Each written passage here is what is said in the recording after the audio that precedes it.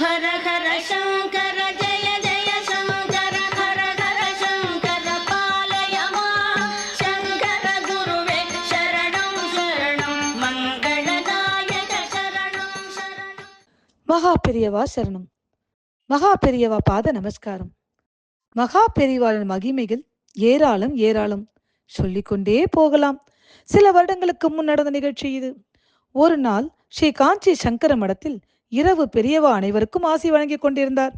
இரவு 8:30 மணி இருக்கும். வேக வேகமாக ஓடி வந்தனர் ஒரு தம்பதியினர். அவர்கள் பின்னாடி ஒரு இளம் வயது பெண்ணும் விரைந்து வந்தாள்.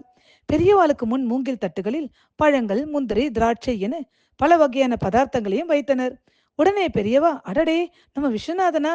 பேஷ் பேஷ், இதோ பக்கத்தில் நிற்கிறாளே உன் பொண்ணு, அவளுக்கு கல்யாணம் நிச்சயம் பண்ணிருக்கியாக்கும், எங்கே விவாக பத்திரிகை காணோமே என்றார். அவ்வளவுதான். எதிரில் நின்றிருந்த மூவரும் மடை திறந்த வெள்ளம் என கேவி கேவி அழுதபடி ஆச்சாரியர் பாதங்களில் விழுந்தனர். மகா பெரியவா ஒன்றுமே தெரியாத மாதிரி, ஏண்டாப்பா விஸ்வநாதா, நான் என்ன ஏதாவது எசகு பிசகா கேட்டுட்டேனா என்ன என்று கேட்டார். சிவ சிவா, அபசாரம் அபசாரம், இவள் என் பொண்ணு, இவளுக்கு 25 வயது ஆகிறது. இவளோட 17வது வயதிலிருந்து ஒவ்வொரு வருஷமும் இங்கே வந்து தங்கி முயற்சி பண்றோம். பெரியவா, ஒரு வரனும் அமையலை, தட்டி போயிடுறது. நன்னா படிச்சிருக்கா, அழகாவும் இருக்கா, பணமும் இருக்கு, இதெல்லாம் இருந்தும் அதிர்ஷ்டம் இல்லையே என்று மீண்டும் அழ ஆரம்பித்தார். அங்கு நிலவிய இறுக்கத்தை போக்க எண்ணிய பெரியவா, விஸ்வநாதா, நீ கோவில் குளம் ஏழைகளுக்கெல்லாம் தான தர்மம் பண்றேன்னு எனக்கு நன்னா தெரியும். நோக்கி இப்படி ஒரு மன கஷ்டமாடா? இவ நோக்கி ஏகபுத்திரி தானே, என்ன பேரு என்று கேட்டார். அதற்கு விஸ்வநாதன், இவ பேரு அபர்ணா, எனக்கு இவள் ஏகபுத்திரி தான் பெரியவா என்றார். ஜோஷியாட்ட இவ ஜாதகத்தை காமிச்சியோ என்றார். பெரியவா கேட்டவுடன் விஸ்வநாதன், பார்த்தேன் பெரியவா, ஏதேதோ தோஷங்கள் சொன்னா, நிறைய பரிகாரங்களும் சொன்னா, அதையும் பண்ணி பார்த்துட்டேன் என்றார். பெண் கல்யாணத்துக்கு நகையெல்லாம் பண்ணிட்டேலா என்று பெரியவா விஸ்வநாதன் மனைவியை பார்த்து கேட்டார். எங்க பொண்ணுக்கு 30 பவுன், அதோட சேர்த்து தனித்தனியா 20 பவுனுக்கு ரெட்ட நகையும் பண்ணி வச்சிருக்கேன். எதற்காக தெரியுமா? அபர்ணாவுக்கு கல்யாணம் நிச்சயமானா அந்த கல்யாணத்தோட 2 ஏழை பெண்களுக்கும் எல்லா செலவும் ஏத்துண்டு விவாகம் பண்றதா நாங்க தீர்மானம் பண்ணிருக்கோம். அதான் அவளுக்கும் நகை பண்ணிருக்கேன் என்றார். பொறுமையுடன் கேட்டுக்கொண்டிருந்த பெரியவா, உன்னோட பரந்த மனசுக்கு அந்த காமாட்சி காப்பாத்துவாடா, கவலைப்படாத.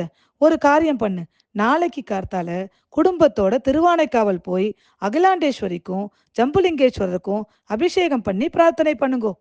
உன் பொண்ணு அபர்ணாவை அம்பாள் காதுல இருக்கிற தடாங்கத்தை வெச்சக்கண் வாங்காம பார்த்துட்டே பிரார்த்தனை பண்ண சொல்லு.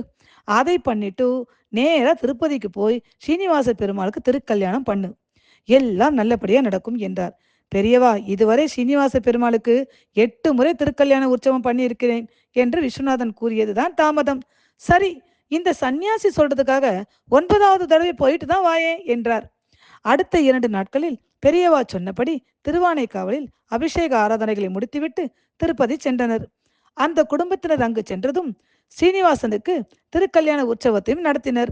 நடந்த போதே, ஸ்ரீனிவாசா, என் பொண்ணு என்ன பாவம் பண்ணினா, அவளுக்கு ஒரு வரன் பார்த்து கல்யாணம் பண்ணி வைக்க மாட்டேங்கிறையே என்று அழ ஆரம்பித்தார்.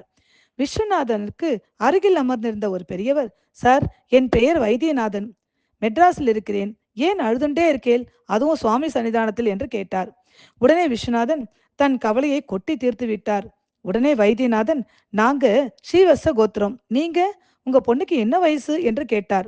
வாதுலம், அவளுக்கு 25 வயது, என்ன ஏன் கேட்கிறேள் என்றும் இவர் திரும்பி கேட்டார். அதற்காக வைத்தியநாதன், எனக்கு ஒரே பையன், வயசு 26, பெயர் ஸ்ரீனிவாசன், நாங்க தஞ்சாவூர் பக்கம் மெலட்டூர் தான்.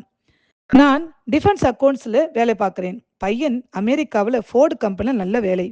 அவனுக்கு 3 வருஷமா வரன் பார்த்துட்டு இருக்கோம். 3 மாசத்துக்கு முன்னாடி பெரியவா கிட்டே பிரார்த்தித்தோம். அவா ஸ்ரீ ஸ்ரீனிவாசனுக்கு திருக்கல்யாணம் பண்ண சொன்னா. அந்த பெரியவா அனுகிரகம் இருந்தால் உங்க பொண்ணு எங்க மாட்டு பொண்ணா வரலாம் என்றார். அவ்வளவுதான். திருமலையிலேயே ஜாதக பொருத்தம் பார்த்தனர். என்னே மகா பெரியவா கருணை! 10 பொருத்தங்களும் தீர்க்கமாக அமைந்தது.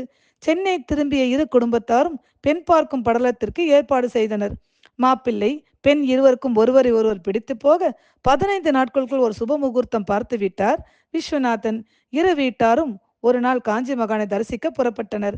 வைத்தியநாதனும் விஸ்வநாதனும் தட்டுகளில் பழங்களோடு முகூர்த்த பத்திரிகை பெரியவா முன் வைத்தனர். பெரியவா முகத்தில் அமானுஷ்யமான சந்தோஷம். உடனே பெரியவா, ஏண்டாப்பா விஸ்வநாதா, ஸ்ரீனிவாசனுக்கு 9 தடவை திருக்கல்யாணம் பண்ணியதால் 10 பொருத்தத்தோடு எப்போ முகூர்த்தமும் பொண்ணுக்கு கல்யாணமும் அமைஞ்சிருத்து பாத்தியா? அந்த மகான் முன் விஸ்வநாதன் அன்னைக்கு நீ அழுதுண்டே சொன்னப்போ உன் பொண்ணுக்கு பூர்வ ஜென்ம தோஷம் இருக்கிறது தெரிஞ்சுது. அந்த தோஷ நிவர்த்திக்காக அகிலாண்டேஸ்வரன் தாடங்க தரிசனத்தையும் 9வது தடையாக சீனிவாச திருக்கல்யாணத்தையும் பண்ண சொன்னேனப்பா, புரியறதா என்றார். சேமமா இருங்கோ என்று மனதார ஆசிர்வதித்தார். இரு குடும்பத்தாரையும் பெரியவா ஆசிர்வதித்தார். விஸ்வநாதன் தன் குடும்பத்தையும் வைத்தியநாதன் குடும்பத்தையும் திருமலையில் சந்திக்க வைத்து சம்பதிகளாக ஆக்கிய பெரியவாளின் கருணையை என்னவென்று சொல்வது? மகா பெரியவா கருணையே கருணை, விளையாடலே தனித்தான். ஸ்ரீ குருப்பியோ நமக.